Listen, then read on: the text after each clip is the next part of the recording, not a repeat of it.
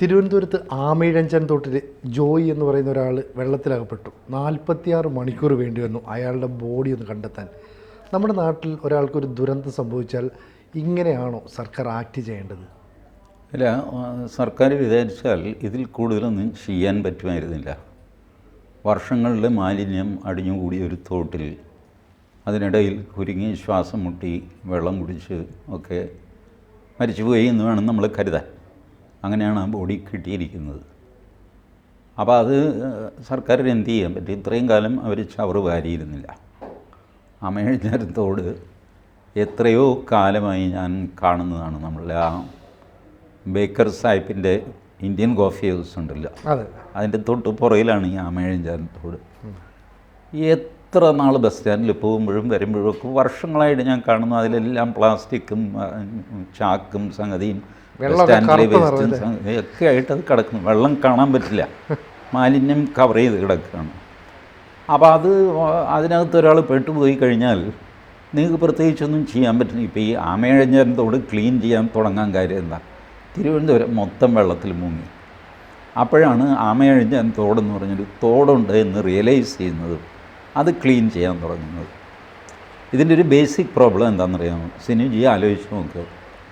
നമ്മളെ മലയാളികൾ പറയുന്നൊരു സ്റ്റൈലുണ്ടല്ലോ, എന്തെങ്കിലും ഇഷ്ടപ്പെടാത്ത സാധനം എടുത്ത് തോട്ടിക്കളയിടാം. തോട്ടിക്കളയും, ഞാൻ തോട്ടിൽ എറിഞ്ഞു കളയും. തോട് എന്ന് പറഞ്ഞാൽ എറിഞ്ഞു കളയാനുള്ളൊരു സ്ഥലമായിരുന്നു നമുക്ക് കേരളത്തിൽ. തെറ്റുമില്ല, ഒരുപാട് തോടുകളുണ്ടായിരുന്നു, അതിലെല്ലാം ഒഴുക്കുണ്ടായിരുന്നു. അത് കൃത്യമായിട്ട് കായലിൽ ചെന്ന് ചേരുകയും അവിടെ നിന്ന് കടലിലേക്ക് പോവുകയും. അപ്പം നമ്മളിപ്പോൾ മാലിന്യം എന്നൊക്കെ വിളിക്കുന്ന സാധനം നമ്മൾ തോട്ടിലാണ് എറിഞ്ഞുകൊണ്ടിരുന്നത്. തോട്ടിൽ ഒഴുക്കുള്ളതുകൊണ്ട് അതങ്ങ് പൊക്കോളും, ആർക്കും ഒരു ശല്യമില്ല. പോപ്പുലേഷൻ വളരെ കുറവാണ്, തോട്ടിലെറിയുന്ന ആൾക്കാരുടെ എണ്ണം കുറവാണ്, തോട്ടിൽ വീഴുന്ന സാധനങ്ങളുടെ എണ്ണവും കുറവാണ്.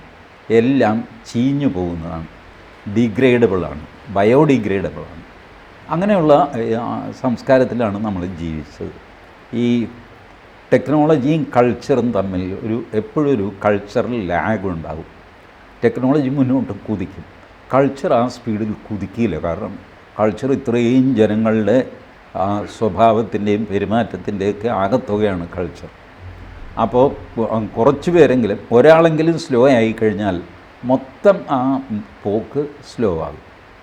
അപ്പോൾ നമ്മൾ ടൗൺ അല്ലെങ്കിൽ സിറ്റി കൾച്ചറിലേക്ക് മാറ്റി ഫ്ലാറ്റാക്കി അതാക്കി ഇതാക്കി. പക്ഷേ ഈ തോട്ടിലെറിയുന്ന സ്വഭാവം മാറിയിട്ടില്ല. തിരുവനന്തപുരം ഒരു പട്ടണം ആയിട്ട് മാറിയിട്ട് എത്ര നാളായി? 80കളൊക്കെ തിരുവനന്തപുരം ഈ ഫോറിൻ ടൂറിസ്റ്റുകളൊക്കെ പറയുമായിരുന്നു, Thiruvananthapuram is a big village. ഇത്രയേ ഉള്ളൂ. എന്ന് വെച്ചാൽ കിഴക്കേക്കോട്ട മുതൽ പാളയം വരെയുള്ള കുറച്ച് കടകൾ ഇതായിരുന്നു തിരുവനന്തപുരം. ഓർമ്മയുണ്ടോ? അതിനപ്പുറത്തേക്ക് തിരുവനന്തപുരം ഇല്ല. വെള്ളയമ്പലത്തോ ശാസ്തമംഗലത്തോ രാത്രി നടന്നു കഴിഞ്ഞാൽ നിങ്ങൾ ഏതോ ഒരു അപരിചിതമായ വില്ലേജിൽ കൂടെ നടന്നു പോകുന്ന അനുഭവമാണ്.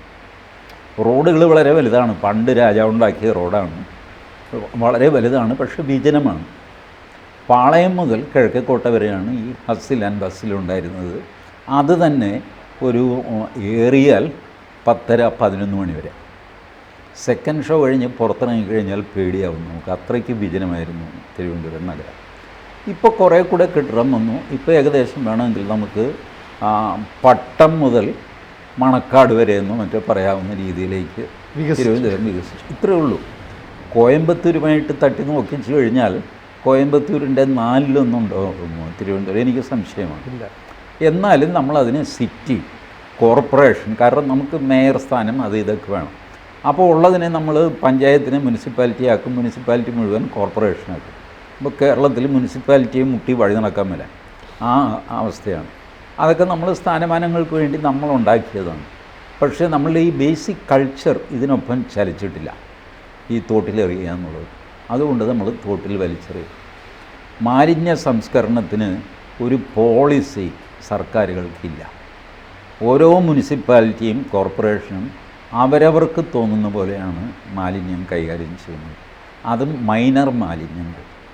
ഇപ്പം ഞാൻ ചോദിക്കാം, ഈ ഒരു തെങ്ങ് നമ്മുടെ നിൽക്കുന്നു, ആകെ 3 സെൻറ്റ് സ്ഥലമേ ഉള്ളൂ ഒരു മനുഷ്യന്, അതിൻ്റെ മൂലയ്ക്ക് ഒരു തെങ്ങുമുണ്ട്.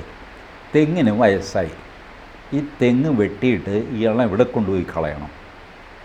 തെങ്ങ് ഏതായാലും കീറി തിന്നാൻ പറ്റില്ലല്ലോ, വിറകടുപ്പില്ല. അപ്പോൾ ഈ തെങ്ങ് എവിടെയെങ്കിലും, വെട്ടിയ തെങ്ങ് എവിടെയെങ്കിലും കളയണ്ടേ? ഈ 3 സെൻറ്റിൽ അയാൾക്ക് ഇത് അടുക്കി വയ്ക്കാൻ പറ്റില്ലല്ലോ, സ്ഥലമില്ല. അയാൾ എവിടെ കളയും? സിനിജി കേരളത്തിലെ കംപ്ലീറ്റ് കോർപ്പറേഷനുകൾ ചോദിച്ചു നോക്കുക, ദേ don't have A solution for this.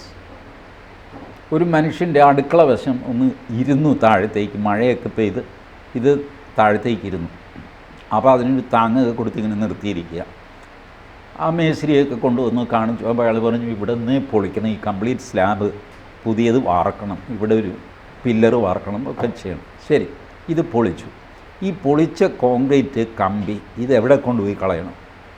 അറിയില്ല. സുനിജി ത്രൂ ഔട്ട് കേരള കോർപ്പറേഷനുകൾ ചോദിക്കുക, ഇതെവിടെയാണ് കളയേണ്ടതെന്ന് അവർക്കറിയില്ല. They don't have a programme. ഇതാണ് വാസ്തവത്തിൽ വേസ്റ്റ്. ഇവരെല്ലാവരും ഫുഡ് വേസ്റ്റ് എന്ന് പറയും. ഫുഡ് വേസ്റ്റ് വളരെ പെട്ടെന്ന് ചീഞ്ഞു പോകുന്നതാണ്. അത് ഇറച്ചിയാണെങ്കിലും മീനാണെങ്കിലും പച്ചക്കറിയാണെങ്കിലും വളരെ പെട്ടെന്ന് ചീഞ്ഞ് മണ്ണിലടിഞ്ഞു പോകും. നിങ്ങൾക്ക് ഫുഡ് വേസ്റ്റ് കുഴിയെടുത്തിട്ട് മൂടാം. നിങ്ങൾക്ക് ഈ തെങ്ങും കോൺക്രീറ്റും ഒക്കെ കുഴിയെടുത്ത് മൂടാൻ പറ്റുമോ? പറ്റില്ല. ഇപ്പോഴും അത് ചീഞ്ഞ് തരുമോ? തെങ്ങ് പിന്നെയും ഉറഞ്ഞൊക്കെ പോകുമെന്ന് പറയാം. കോൺക്രീറ്റ് എന്താവും? ഒന്നും പോവില്ല. നിങ്ങൾക്ക് ഒരു പ്ലാനില്ല. ഇതിനൊക്കെ അറിയാവുന്ന ആൾക്കാരുണ്ട്, പക്ഷേ അവരെ നിങ്ങൾക്ക് വേണ്ട. എറണാകുളത്ത് ഒരു 15 വർഷം മുമ്പെങ്കിലും എറണാകുളത്ത് മാലിന്യം കൊണ്ട് ശ്വാസം മുട്ടി. ബ്രഹ്മപുരത്തെ തന്നെ ഇഷ്യൂ. ബ്രഹ്മപുരം ഇപ്പോഴും സോൾവ് ആകാതെ കിടക്കുകയാണ്, അറിയാലോ. ബ്രഹ്മപുരത്തെ ഇഷ്യൂ കൊണ്ട് എറണാകുളം അവിടെ മാലിന്യം നിറഞ്ഞ് ദുർഗന്ധം അമിഞ്ഞ് VR കൃഷ്ണയ്യരൊക്കെ അന്ന് ലേഖനമൊക്കെ എഴുതി മേയർ രാജിവെക്കണം എന്നൊക്കെ പറഞ്ഞ് വൻ ബഹളമായിരുന്നു. അപ്പോൾ അന്ന് മനോരമ ഒരു ഡോക്ടർ SR റാവുവിനെ കൊണ്ടുവന്നു. SR റാവു ഇവിടെ സൂറത്തിൽ പ്ലേഗ് വന്നപ്പോൾ, സൂറത്ത് ഇതുപോലെ ചീഞ്ഞ് നാറി നാശമായി കിടക്കുന്ന നഗരമായിരുന്നു. പ്ലേഗ് വന്നപ്പോൾ എല്ലാവരും ഞെട്ടിപ്പോയി. ആൾക്കാർ മരിക്കാൻ തുടങ്ങി. കാരണം പ്ലേഗ് ഭൂമുഖത്തുനിന്ന് തുടച്ചു കളഞ്ഞു എന്ന് അഭിമാനിച്ചുകൊണ്ടിരുന്നവരാണ് പ്ലേഗ് ഇതാ വന്നിരിക്കുന്നത്. അപ്പോൾ വലിയ പ്രശ്നമായി. സൂറത്ത് ക്ലീൻ ചെയ്യാൻ ഡോക്ടർ SR റാവുവിനെ ഏൽപ്പിച്ചു. റാവുവും അദ്ദേഹത്തിൻ്റെ ടീമും കൂടെയാണ് ഇത് ക്ലീൻ ചെയ്ത് റെഡിയാക്കി. സൂറത്ത് ഇപ്പോൾ തിളങ്ങുന്ന സിറ്റിയാണ്. റാവുവിനെ കൊണ്ടുവന്നു. റാവു എറണാകുളത്ത് വന്ന് എല്ലായിടത്തുമൊക്കെ നോക്കിയിട്ട് പറഞ്ഞു, ഇത് സൂറത്തിൻ്റെ 1/3 വേസ്റ്റേ ഉള്ളൂ. 300 ടണ്ണാണ് ഞാൻ സൂറത്തിൽ ഒരു ദിവസം പ്രോസസ്സ് ചെയ്യുന്നത്. എറണാകുളത്ത് കഷ്ടിച്ച് ഒരു 60 ടൺ 70 ടൺ വേസ്റ്റാണ് പെർ ഡേ ജനറേറ്റ് ചെയ്യുന്നത്. Nothing wrong. ഞാൻ സ്പ്ലിറ്റ് സെക്കൻഡിൽ നമുക്കിത് ശരിയാക്കാം എന്ന് പറഞ്ഞു.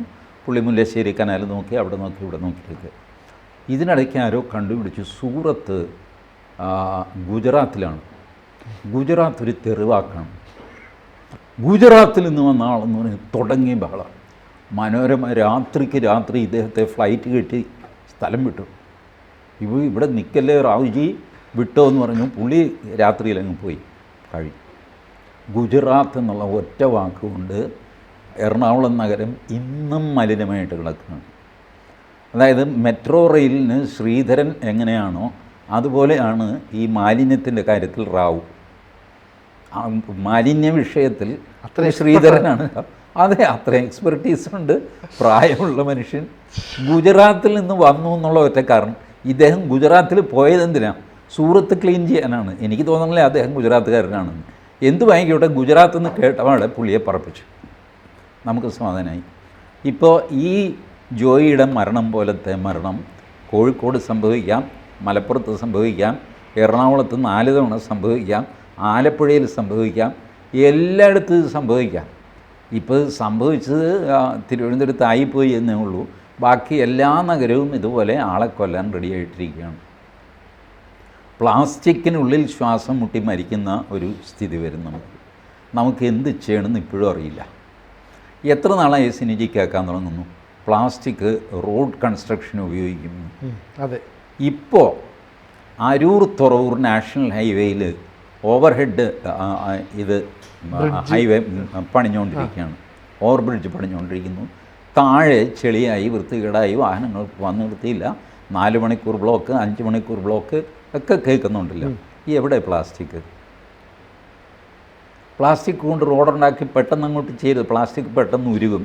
നിങ്ങൾക്ക് ഏത് ഷേപ്പിൽ വേണമെങ്കിലും ആക്കാം. പ്ലാസ്റ്റിക് കട്ടയാക്കാം.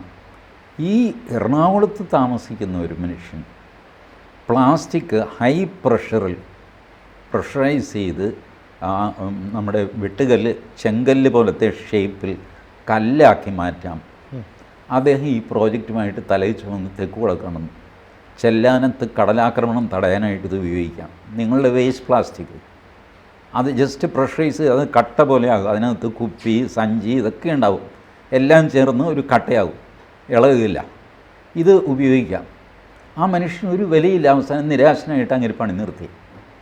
മലയാളിയാണ്, എറണാകുളത്തുകാരനാണ്, വിളിച്ചാൽ ഓടി വരുന്ന മനുഷ്യനാണ്. 10 പൈസ പുള്ളിക്ക് കൊടുക്കണ്ട. ഈ പ്രോജക്റ്റ് ഡിസൈൻ ചെയ്തതിനോ വിളിച്ചതിനോ ഒന്നും കൊടുക്കണ്ട. നിങ്ങൾ ആ മെഷീനറിയും സംഗതിയൊക്കെ ചെയ്താൽ ഭൂലോകത്തില്ലാത്ത മെഷീനറി ഒന്നുമല്ല, പുതിയ മെഷീനറി ഒന്നുമല്ല, ഉള്ള മെഷീനറി വെച്ചിട്ടാണ് ഈ മനുഷ്യൻ ഇത് ഡിസൈൻ ചെയ്തത്. കേൾക്കില്ല. And you will Zafar.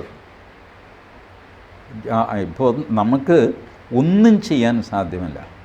ഇന്നലെ സംഭവിച്ചതും ഇവർ റെയിൽവേയെ കുറ്റം പറയുക, റെയിൽവേയുടെ കുറ്റം റെയിൽവേ ചെയ്യാനാണ്. അവരുടെ അടിയിലൂടെ ആമയഞ്ചാന്തോട് പോകുന്നു. അവരെന്ത് ചെയ്യും? റെയിൽവേ അതിന് മുകളിൽ കൂടെ സ്ലാബിട്ട് പാലം പടിഞ്ഞിട്ട് ട്രെയിൻ ഓടിക്കൊണ്ടിരിക്കുക എത്ര വർഷമായി ഇത്. ഇതിൻ്റെ അടിയിൽ ക്ലീൻ ചെയ്യേണ്ട ജോലി ആരുടെയാണ്? ഇനി ശരി റെയിൽവേയുടെ ആണെന്ന് വെച്ചോ, അങ്ങനെയാണെങ്കിൽ റെയിൽവേ അത് ചെയ്യുന്നില്ലെങ്കിൽ ഇവർ പറയണ്ടേ? റെയിൽവേക്ക് മുമ്പും അതിന് ശേഷമുള്ള ആമയഞ്ചാന്തോട് ബ്ലോക്കായതിന് ആരാ ഉത്തരവാദി? അത് കോർപ്പറേഷൻ തന്നെയല്ലേ. അപ്പം ഇങ്ങനെ അന്യോന്യം കുറ്റപ്പെടുത്തിയിട്ട് ഇങ്ങനെ പോകുന്നുള്ളത്. അല്ലാതെ ഇന്നും ഇപ്പം നോക്കിക്കോ, ആ മരിച്ച മനുഷ്യൻ്റെ ബോഡി വീട്ടിലേക്ക് കൊടുത്തുവിടും. എന്തെങ്കിലും ധനസഹായമൊക്കെ പ്രഖ്യാപിക്കും. ആ ധനസഹായം കൊടുക്കുകയില്ല. അതോടെ കഴിഞ്ഞു. ഇന്നത്തെ കൊണ്ട് ഇന്ന് വൈകുന്നേരം വരെ ഉണ്ടാകും ആമയഞ്ചാന്തോട്. അത് കഴിഞ്ഞാൽ കഴിഞ്ഞു.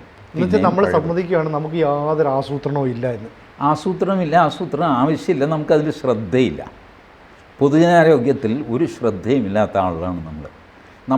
പൊതുജനാരോഗ്യം വർദ്ധിപ്പിക്കുന്നത് എങ്ങനെയാണെന്നറിയാമോ? ആശുപത്രിയുടെ എണ്ണം കൂട്ടിയിട്ടാണ്. ആശുപത്രിയുടെ എണ്ണം കുറയുന്നതല്ലേ ആരോഗ്യത്തിൻ്റെ ലക്ഷണം.